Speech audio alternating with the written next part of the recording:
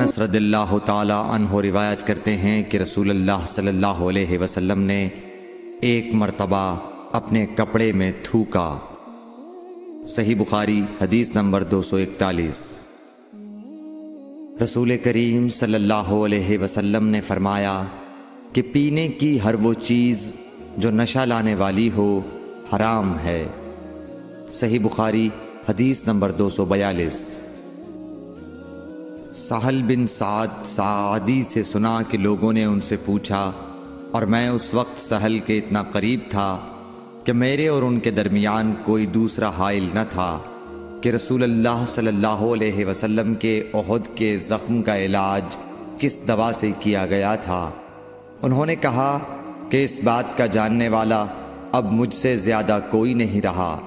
علی رضی اللہ تعالی عنہ اپنی ڈھال میں پانی لاتے اور حضرت فاطمہ رضی اللہ تعالی عنہا آپ کے منہ سے خون دھوتیں، پھر ایک بوریا کا ٹکڑا جلایا گیا اور آپ کے زخم میں بھر دیا گیا۔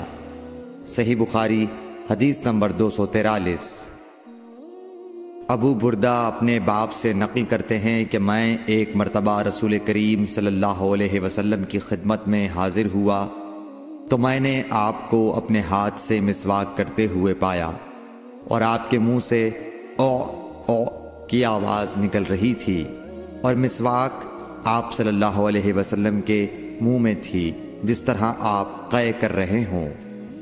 صحیح بخاری حدیث نمبر 244۔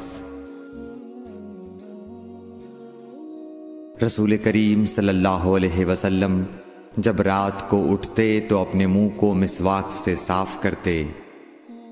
صحیح بخاری حدیث نمبر 245۔